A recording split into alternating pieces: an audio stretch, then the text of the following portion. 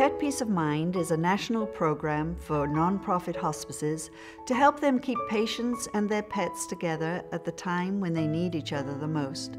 When I was a chaplain, I had the opportunity to observe the role of pets in the home of hospice patients, and because I'm a veterinarian, I think I see that a little differently than maybe the average staff person would. There was an elderly couple that had been married for 60 years, and they were in assisted living when he came on to hospice with us. And at one point there was a knock on their door, and they went to answer the door, and standing outside was a little four-legged black and tan weenie dog. And they were able to make arrangements to keep this dog, and they named him Stretch. He would bark at the door when we arrived, and the man would pet his dog during the course of our visit. Unfortunately, what happened was that his wife started to decline. She started to have some problems with her memory, and so his care started to suffer as well.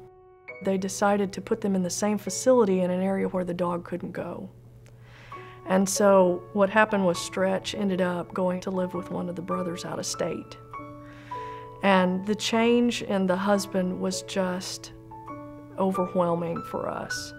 We would come to visit, and he would be in the back room with the lights turned off.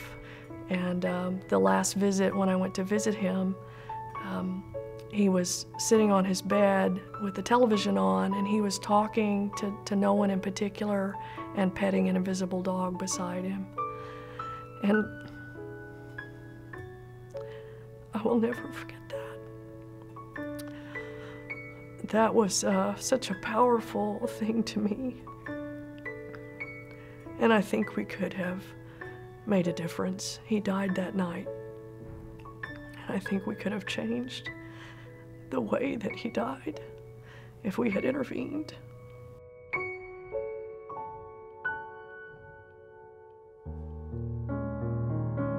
The importance and the value of animals in our lives as companions can't be overstated.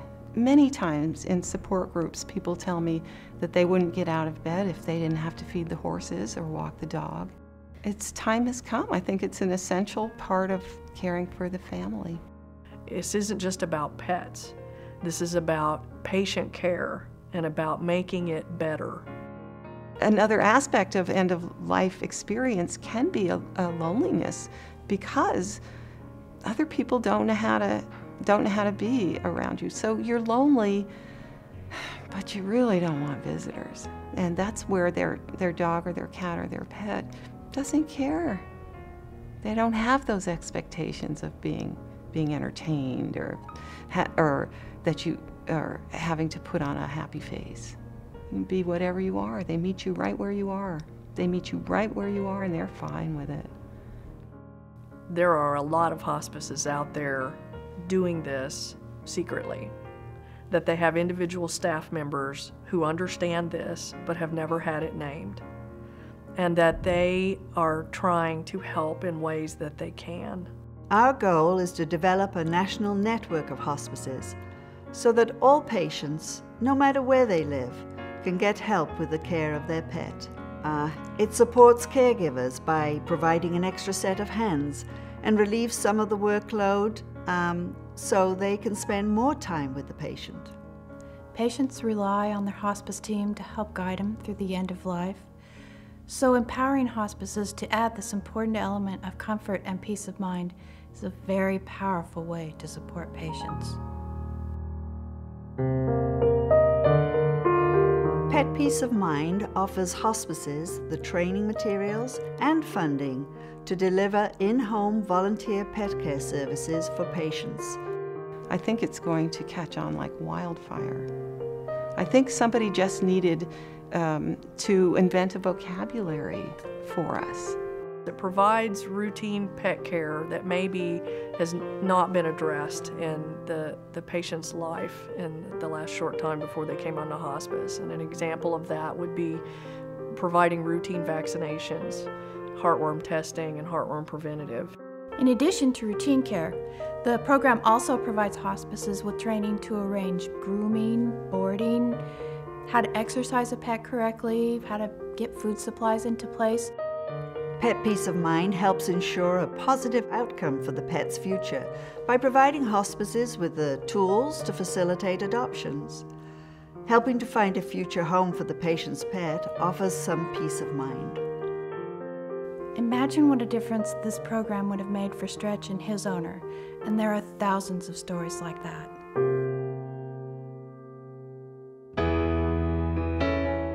We had a patient who had been in a nursing home for some time. We learned that at home there was a poodle that had been in the family for 13 years.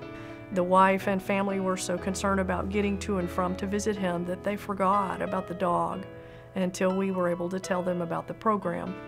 The case manager notified me that he had been transferred to an inpatient hospice because he was declining rapidly.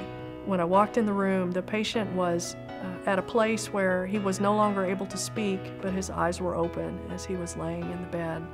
And I came in holding Ginger in my arms, and he reached his hand up to her, and her little tail started wagging furiously, and she started licking his hand. And so I put her down on the bed, and she crawled on her belly up to him and curled up underneath his arm in her same old place, and they spent the next 2 hours together. And then he became unresponsive, and I took her back home, and he passed away that night. And that to me was such a powerful time of a bond that had been forgotten, that even the patient at the end of his life remembered and was important to him as part of saying goodbye. When we rolled the program out in May 2009, we thought we'd have a dozen or so early adopters. Within the first 2 weeks, we had 110 hospices who are interested in the program. In a perfect world, we'd say yes to every hospice, and we need funding to be able to do that. You can make a difference in the life of a person who doesn't have much life left to live. You can make a difference in the life of a pet who's about to lose the most important person in their life by donating to this program.